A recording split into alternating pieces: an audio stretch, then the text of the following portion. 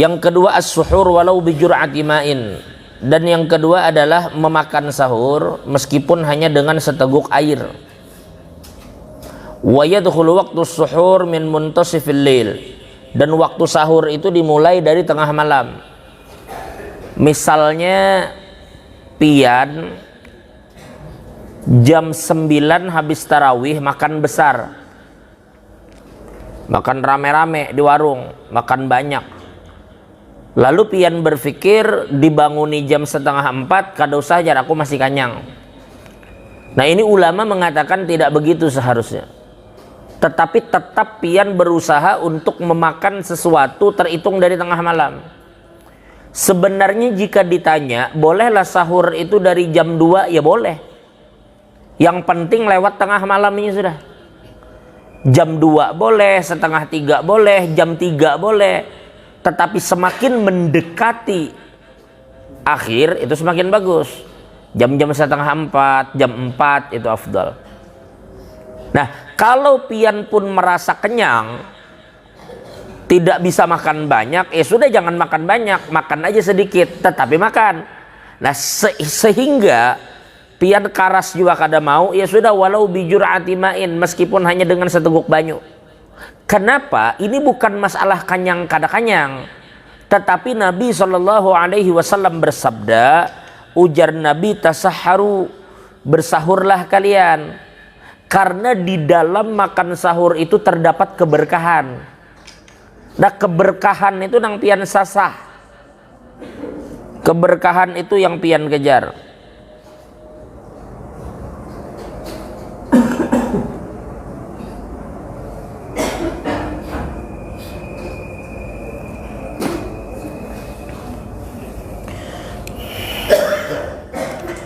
Yang ketiga, ta'khirus suhur. Kalaupun pian memilih untuk bangun sahur, maka disunnahkan untuk tidak besungsung. Jangan sahur jam 1:30. Kalau kawa kena jam 3:30 atau jam 4. Wa yumsiku nadban 'anil akli qabla al-fajr binahwi 50 ayatan. Dan disunnahkan untuk berhenti dari makanan itu ketika sudah mendekati waktu subuh menjelang sekitar bacaan 50 ayat. Bacaan 50 ayat itu antara 10 sampai 15 menit. Ya orang wahini meulahkan batas imsak itu. Itu sesuai sudah dengan sunnah seperti itu. Tapi jika ditanya, aku jersidin terlambat bangun. Begitu aku terbangun orang sudah imsak. Bolehlah aku masih makan. Kalau bicara boleh kada boleh, boleh kada masalah. Yang penting belum masuk waktu subuh. Kalau memang pian belum minum, belum makan, ya makan aja. Gunakan di 10 menit itu untuk makan secepatnya. Tetapi bila kita normal, makan, sekarang kita tahu sudah mendekati 15-10 menit sebelum subuh, sudah berhenti di situ. Stop. Nah, untuk menyetop ini dianjurkan di situ memang. Tapi andai kata pian tetap mau nyemil juga sampai ke azan subuh, ya terserah. Berarti pian tidak mendapatkan pahala sunnah itu. Karena dianjurkan di situ untuk menahan. Dan patokan kita di dalam berbuka atau subuh itu adalah dengan masuknya waktu, bukan azan lah. Ulang sekali lagi. Batas kita boleh makan hanya sampai masuk waktu subuh. Kita masa bodoh orang azan kakada kabila sudah subuh, kan bisa lagi makan, jangan nunggu orang azan. Begitu juga maghrib. Maghrib itu boleh berbuka manakala waktunya masuk. Ada atau kada ada orang azan. Karena muadzin Bilalnya jadi hendak buka juga dulunya. Jadi bila sudah tiba waktunya dar berbunyi, sudah makan aja. Bilal pun ini masih menyantap kurma dulu, minum dulu barunya azan. Kayak itu juga sahur. Bila sudah waktunya masuk subuh, ada ke orang azan kadada ka stop pian makan, jangan terus. Kalau papa jar belum azan juga. Kalau pina kaumnya behera masih. Kita kan tahu, bisa aja ke WC-nya kesakitan parut 5 menit di situ. Akhirnya azannya 5 menit setelah masuknya waktu. Kalau waktu jam subuh itu jam 5, jam 5 lewat 5 hanya azan. Sampai situ lah pengen nunggu. Jadi patokannya bukan azannya, tetapi masuknya waktunya. Jelas kira-kira lah. Lalu kemudian wa yusannul fitru ala rutabin witra, dan disunnahkan pian berbuka itu menggunakan kurma nang setengah matang. Kurma setengah matang itu ngarannya rutab. Inya rasanya tuh mirip kayak sawo. Setengah matang, cuma kada ada pang di wadah kita kalau cakannya ada. Dahulu banyak pang orang berjual dahulu. Dan ulun sekarang melihat di Ramayana tuh, di SCP itu di bawah tuh ada, kalau orang-orang berjualan di bawah tuh, di situ ada rutop, tetapi ini sudah hendak masak juga. Karena rutop ini bila nyimpannya kada bujur, akhirnya masak. Rutop itu bila habis diambil, masukkannya ke freezer. Kalau rutop kada bisa pian dapatkan, ya sudah ala busrin, pakai nang masih di jaka ibaratnya rutop tuh 50%, maka busur itu sekitar 20% masaknya. Kalau kada tetamu jua, ya sudah nang masak bujur. Tetapi kurma itu buai bagus, pian cari kurma nang berpisah. Paham lah maksudnya berpisah, nang bijiannya ada jua kurma tuh nang berikit. Ada kalau tahu kurma nang berikit. Mun mati lampu biar bisa tak ambil asam kamal. Makanya asam kamal itu di dalam bahasa Arab disebut tamar hindi. Tamar hindi itu artinya kurma India. Artinya kurmanya orang daerah India dan sekitarnya, termasuk Indonesia. Karena ini memang kayak kurma tuh pilihnya yang begumpal tuh gitu. Walhasil disunnahkan pakai kurma buka tuh. Sekali ulun ulangi, sunnah pakai kurma. Meski ada yang lain, kurma dulu. Tetapi sunnah lagi menggunakannya adalah dengan kurma yang ganjil. 1 kah 3 kah? Sudah begitu.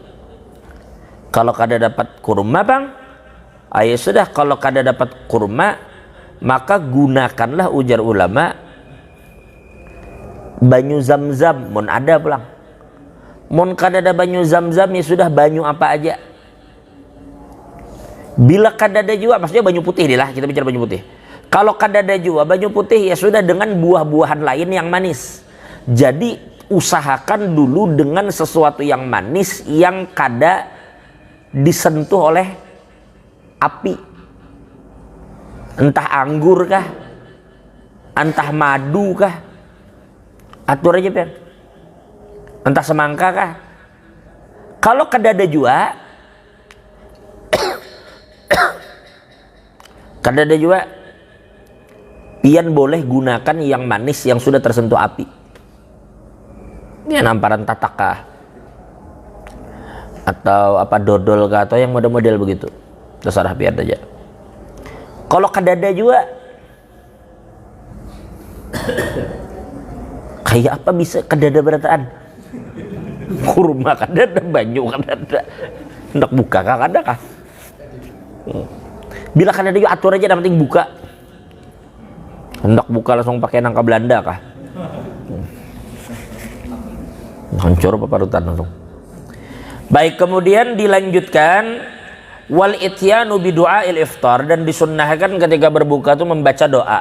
Jangan langsung makan-makan aja, karena salah satu tempat di mana doa dikabulkan adalah ketika menjelang berbuka. Nah, itu kesempatan itu jangan kada diambil. Bila hendak buka, pian berdoa, karena itu salah satu tempat nang mana doa itu diijabah oleh Allah Ta'ala. Jangan langsung aja berdoa.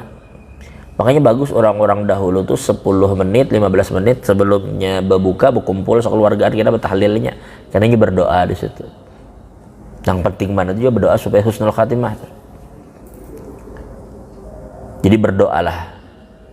Setelah itu Bang, di antara sunnah lain yang sangat dianjurkan, dan ini termasuk sunnah yang paling utama di bulan Ramadan, adalah taftirus shaimin, yaitu membukakan orang.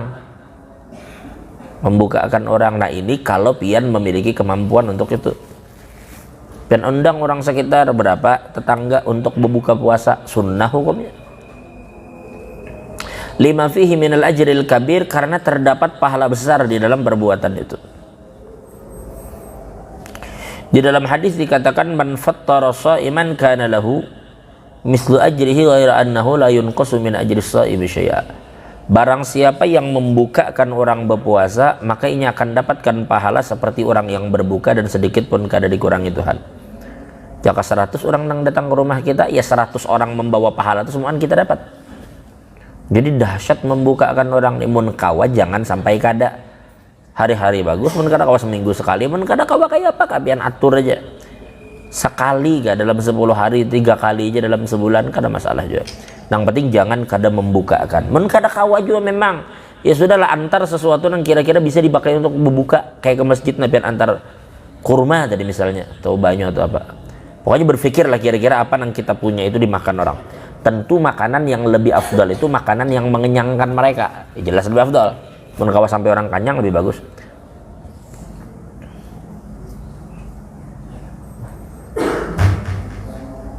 Tadi ke masjid ini misalnya makanan yang jadi.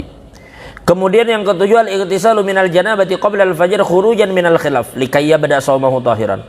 Dan disunnahkan juga bagi orang yang junub di malam hari. Nah, hanya malam kan boleh kalau hubungan badan. Rupanya saking uyuhnya kada kawa lagi mandi. Singkalan awak sidin. Kada kawa lagi mandi. Lalu kalau inya memang merasa kada mampu untuk mandi di saat itu, boleh lah, boleh. Tetapi dianjurkan sebelum masuk subuh mandi sudah, supaya ketika inya bertemu subuh, inya dalam keadaan suci. Nah sekarang ya kita andai kata juga Bang, ternyata inya mandinya pagi, jam 7 baru mandi, salah puasanya. Salah puasanya. Kalau pertanyaannya sah kada sah, jawabannya sah. Cuma berarti inya kada bersubuh sampai jam 7. Karena kan inya belum mandi. Maka inya mandi. Bila inya mandinya jam 7, tidak ada pengaruh memang terhadap puasanya. Maksudnya puasa orang yang bertemu subuh dalam keadaan junub itu tetap sah, dan inya boleh mandi setelah adzan itu. Tapi dianjurkan inya bertemu adzan sudah suci gitu loh.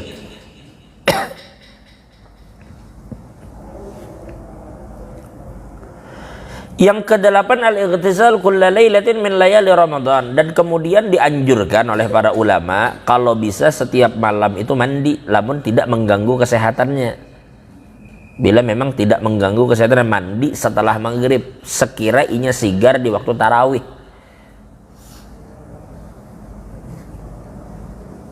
Ya, bila sudah mandi kada, makan kanyang, sudah berabah stumat jar. Stumat itu nang langlam tuh. Yang kesembilan, al-muhafadzah ala sholatit tarawih min awwali lailatin ila akhirilah. Dan disunnahkan juga untuk menjaga sholat tarawih dari awal sampai akhir tidak tertinggal. Di dalam hadis Nabi katakan, man qama ramadhana imanan wa ihtisaban ghufira lahu ma taqaddama min dhanbihi. Barang siapa yang menghidupkan malam Ramadan dengan ibadah kepada Allah, dengan iman. Barang siapa yang menghidupkan malam Ramadan karena iman dan karena mengharap pahala dari Allah, maka Allah akan ampuni dosanya yang telah lalu. Jadi hidupkan malam Ramadan dengan tarawih. Kemudian selanjutnya ta'akkudul muhafadzah ala sholatil witir, dan disuruh untuk bersungguh-sungguh berusaha menjaga sholat witir untuk tidak tertinggal, khususnya di bulan Ramadan. Kenapa? Karena di bulan Ramadan itu ada 3 hal di dalam witir. Yang pertama, annahu tusannu fihil jamaah, disunnahkan witir itu dilakukan secara berjamaah, tidak sendiri-sendiri. 1. Yang kedua, yusannu fihil jahar, itu dibacanya benyaring. Nang ketiga adalah dibaca kunut di dalam witir di 15 hari terakhir di bulan Ramadan.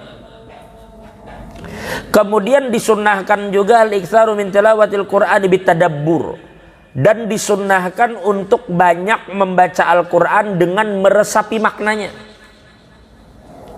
Meresapi makna dan dipahami.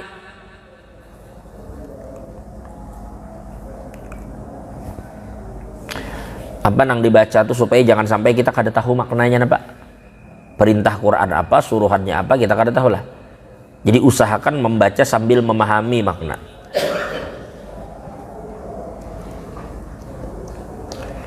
Kemudian wal iktsaru minas sunan, dan disunnahkan untuk memperbanyak perkara-perkara yang memang disunnahkan karawatibis sholawat, seperti jangan tertinggal sholat sunnah rawatib. Sholat sunnah sebelum subuh, sholat sunnah setelah isya, sholat sunnah sebelum duhur, sholat sunnah setelah duhur, sholat sunnah sebelum asar, sholat sunnah setelah maghrib, sholat rawatib itu diperhatikan. Begitu juga wassodakoh, seperti inya bersodakoh, sholatid duha wa tasbih wa ghairi dzalik, sepertinya banyak sembahyang tasbih, sembahyang duha, bersodakoh, silaturahim, hadir majelis ilmu, be'etikaf, dan yang selain daripada itu. Jadi amalan Ramadan ini bukan hanya etikaf. Seandainya orang sibuk di luar kada sawat beetikaf, tetapi kesibukannya di luar memang untuk memberikan manfaat sagan orang, itu justru kadang lebih afdal daripada beetikaf. Di luar inya begawi, dengan rezeki yang didapat inya berbagi sebelum hari raya kepada orang-orang miskin. Jadinya banyak di lapangan. Tetapi di lapangannya ini dengan tugas itu ini lebih afdal pada itikaf loh. Itikaf itu antara kita dan Tuhan aja. Orang lapar ya tetap lapar. Tapi dengan kita bersedekah, orang laparnya jadi kenyang. Maka memberi makan orang kelaparan itu jauh lebih afdal daripada itikaf. Dan jangan dengan alasan itikaf kemudian kewajiban tertinggalkan. Kita dibayar, digaji untuk begawi, lalu beralasan kada turun begawi karena beetikaf tuh luput. Etikaf tuh sunnah aja hukumnya. Mencarikan nafkah yang halal untuk keluarga itu wajib hukumnya. Mencarikan nafkah yang halal atau hal-hal lain. Kemudian wat tawsi'atu 'alal taharril iftar 'alal halalin, dan bersungguh-sungguh berusaha untuk berbuka hanya dengan yang halal. Jangan ada yang syubhat. Wal ijtihad fil ashril awakhir, dan bersungguh-sungguh di 10 hari terakhir di bulan Ramadan. Wa tahri lailatul qadar fiha wa fi autariha akad, dan inya berusaha mencari yang namanya Lailatul Qadar, yang mana Lailatul Qadar itu menurut mayoritas ulama itu berada di 10 malam terakhir, lebih-lebih di malam ganjilnya. Meskipun ada kemungkinan Lailatul Qadar terjadi di malam genap, ada. Dan bahkan ada sebagian ulama mengatakan bisa saja Lailatul Qadar itu terjadi sebelum tanggal 20, bisa juga. Hakikatnya kada ada yang tahu kapan Lailatul Qadar itu terjadi. Maka kita disuruh untuk menghidupkan malam dengan ibadat. Andai di malam itu pian melihat langit terbelah, lalu asik melihat langit terbelah dengan segala fenomenanya, sehingga melalaikan kita dari ibadah, dibanding kita beribadah, mengaji, sholat, tapi kadang melihat apa-apa. Sandal hilang di luar masjid, jangan ada kada tahu siapa nama ambil. Apalagi melihat apa yang di belakang langit. Cuma ini beribadah di malam itu tanpa melihat fenomena apa-apa. Maka yang beribadah di malam itu lebih afdal daripada orang yang melihat tapi kada beribadat. Karena apa nang inya dapat? Amal yang inya lakukan di malam itu lebih baik daripada inya beramal 1000 bulan. Pokoknya kada beramal ya paraya juga. Anu jar, bilanya pian hakun jar, duduk singgah di situ mendaftarkan nama, dapat duit 10 juta, tapi kada singgah, tahu aja. Singgah kada, daftarkan nama kada. Harus ada usaha yang dilakukan. Usahanya apa? Dengan amal soleh. Nah makanya kita disuruh dalam setiap hari itu ada amal yang dilakukan. Imam malam itu pian mengaji, imam malam itu pian bersedekah, atau malam itu menyambung silaturahim, adalah kebaikan yang dilakukan di malam-malam itu. Jadi 15 hari terakhir ini, malam masuk malam 16 lah. Kita sudah berada di separuh terakhir nih lah. Coba lihat, ditunggu setahunan bulan ini ditunggui setahunan. Begitu jalan sudah separuh, sudah. 4 hari aja lagi sudah masuk 10 hari terakhir. Secepat itunya berjalan. Nah, secepat itu berlalu. Makanya dikatakan sesuatu yang paling cepat itu adalah waktu. Maka 15 hari terakhir ini sungguh-sungguh kita gunakan. Dengan menuntut ilmu, dengan menyebarkan ilmu, dengan beribadah, dengan mengaji, dan seterusnya apapun yang bisa. Minimal kalau pengelahian selama ini jangan tapi banyak pengelahi itu lah. Jangan kejar bakal kelahian. Kadar rami kan, itu kadarnya pengelahi. Maka pengelahinya itu Abdul pada 1000 bulan pengelahinya. Alahan pada pengelahi selama 1000 bulan. Baik. Kemudian at-tausi'atu 'alal iyal, yaitu berbagi kepada keluarga. Ya kayak ibarat biasa memberi bini sebulan 2 juta, ya Ramadan ditambahi jadi 4 juta kah misalnya. Hah? Mun ada juga, pun kan harus berjual barang juga, Bang. Mun ada. Ini kita begawi ya kan ada THR atau menggembirakan hatinya. Kekanakan gitu juga. Berbagi di situ. Memberikan mereka kelapangan sesuatu untuk berbelanja misalnya. Wa tarkul lagwil musyatama, dan kemudian meninggalkan perkara yang sia-sia, dan jangan tapi hendak behuhuwalan dari walai. Bahkan dikatakan seandainya ada orang yang mencari gara-gara lawadinya, makanya harus mengatakan kepada dirinya, aku puasa. Al-mubtirah lis-shaum, yaitu puasa yang mana tugasnya hanya menjaga jangan sampai melakukan sesuatu yang membatalkan. Artinya jangan makan, jangan minum, selesai. Itu puasa mayoritas kita. Yang penting kada makan, yang penting kada minum. Tapi terkadang muntung kita masih nyambati orang. Mata kita masih melihat yang haram, na'udzubillah min dzalik. Lalu kemudian dikatakan wasaumul khusus. Adapun puasa orang yang levelnya di atas itu, puasa orang yang khusus adalah menahan diri dari maksiat. Apa saja dia? Bukan hanya menjaga makanan dari pembatal, menjaga diri dari makanan, tetapi menjaga diri dari maksiat, zahiran wa batinan. 2. Yang ketiga, ini puasa bubuhan nang VVIP nih, khususul khusus, yaitu inya menjaga di bulan itu untuk tidak asik dengan selain Tuhan. Jadi inya menghabiskan waktunya dengan Tuhan aja. Seandainya inya pun berada di tengah keramaian, hatinya kada terpisah dari Tuhan. Yaitu orang-orang wa huwa shaumu amma siwallah, yaitu mampu menahan diri dari yang selain Tuhan. Wah, ini makanya kita bingung karena level di atas kita memang. Kita nang ada nyanyok mikir akan ke situ. Tapi bagi orang-orang nang di atas kita, makanya nang menulis pun kelas-kelas Imam Ghazali, berarti kelas di situ. Kalau kita nang penting nang haram jangan digawi, cukup ya sudah kita di situ. Makan jangan dimakan di siang hari, jangan minum, jangan menyambati orang, jangan melakukan yang haram. Dipikir-pikir amun guring kada bermaksiat, bangun bermaksiat, bujur ya bagus guring. Cuma itu jangan dijadikan dalil pulang, guring di seharian pulang. Guring. Mbah isyraq guring. Isyraq guring, orang tahlil anak maghrib hanya bangun. Umat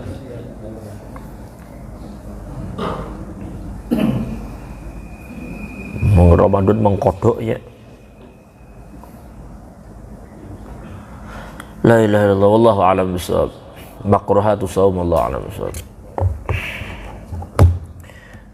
Insyaallah kita lanjutkan di Kamis akan datang dengan izin Allah. Mudah Allah mengampuni dosa kita, Allah tutup segala bidang kekurangan Allah dengan rahmat yang luas. Seperti Allah kumpulkan ke surganya Allah. Ya hisab ala hadhihi ala kulli man wa bi sallallahu alaihi hadratin nabi al-Fatihah. Alhamdulillah rabbil alamin arrahmanir rahim maliki yaumiddin amin ya Allah rabbil alamin alhamdulillah rabbil alamin salatu wassalamu ala asyrafil mursalin sayyidina Muhammadin wa ala alihi wa sahbihi Allah mastur uyubana وعيب معلمنا أن ورد بركات علومنا اللهم اجعل جميعا جمعا برحمة فرقنا من بعد ترك المصوم ورجال فينا ولمنا ولمن شكينا والمحرومة ربنا آتنا في الدنيا حسنة في الآخرة وقنا عذاب النار صلى الله على سيدنا محمد وعلى آل سيدنا محمد والحمد لله رب العالمين تقبل الله منكم.